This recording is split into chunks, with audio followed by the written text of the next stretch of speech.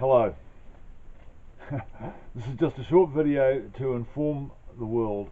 I'm speaking to you from the wilderness here at the very bottom of the world in New Zealand, okay? And it's to inform you that there is irrefutable proof that the ploy to dupe the world into imprisoning themselves, into complying with the edicts of world government, are based on a complete and utter falsehood.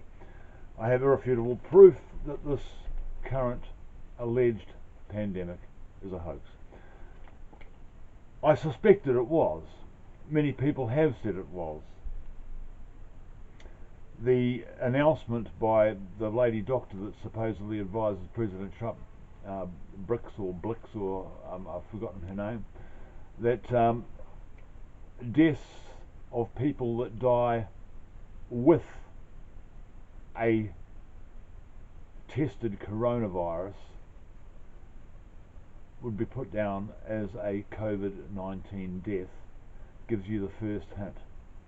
Secondly, the fact that the person that devised the test for the coronavirus openly stated that the test should not be used for diagnostic purposes. That is the second clue.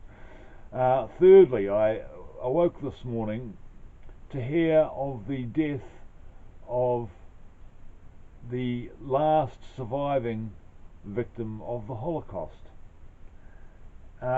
He died, according to the news report, of COVID-19. He was 94. Are you kidding me?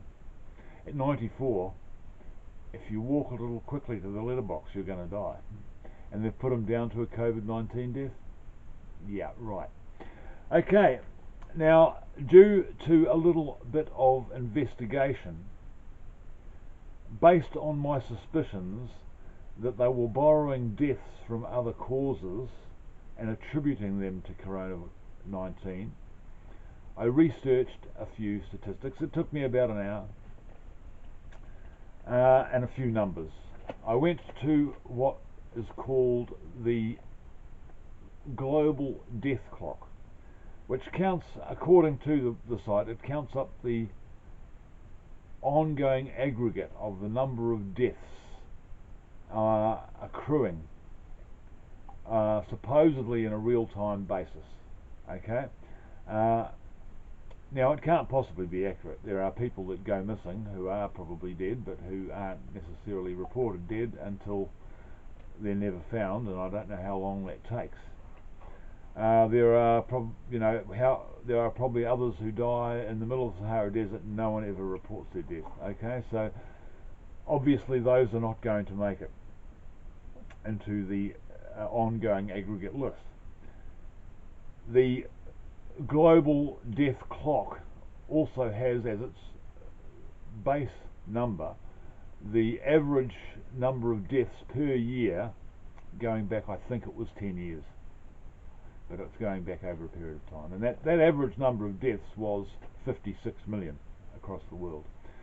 I checked out the veracity of this site by pulling up another site which gave actually the yearly deaths over a 20-year, the annual global aggregate deaths over a 20-year period, and put them on a graph, and they seem to match up pretty well. So there is pretty much an average of around 56 million deaths per year in the world of all causes.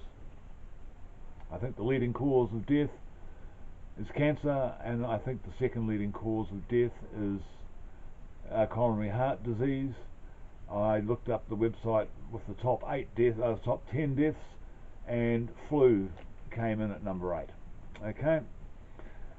However, what I did, I screenshotted the global death clock. Okay, and I screenshotted it at approximately 3 p.m. on the 25th of the 4th month.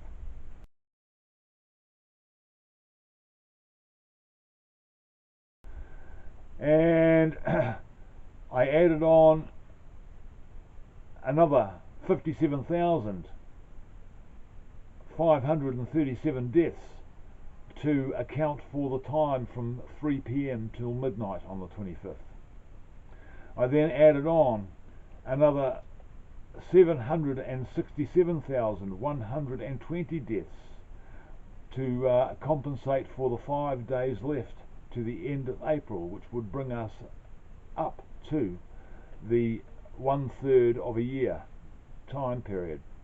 That is 4 months starting at January, and pretty much coinciding with the start of the alleged coronavirus pandemic. Yes, 4 months of pandemic, people. We've had 4 months of pandemic.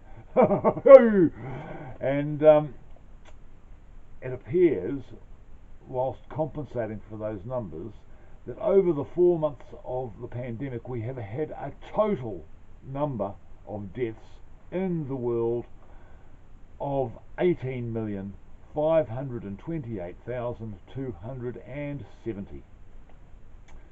So if we multiply either that number by 3 and compare it to the average number of deaths per year in the past, we should actually have an idea as to just how lethal this current pandemic is. Well, I did that, okay, and I came to a figure of 55,584,810.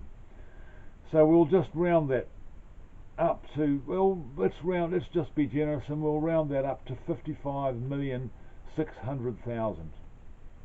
That is still 400,000 less. That if current trends under this lethal pandemic continue, we will have 400,000 deaths less than the average deaths of the last 10 years. Just let that sink in, people.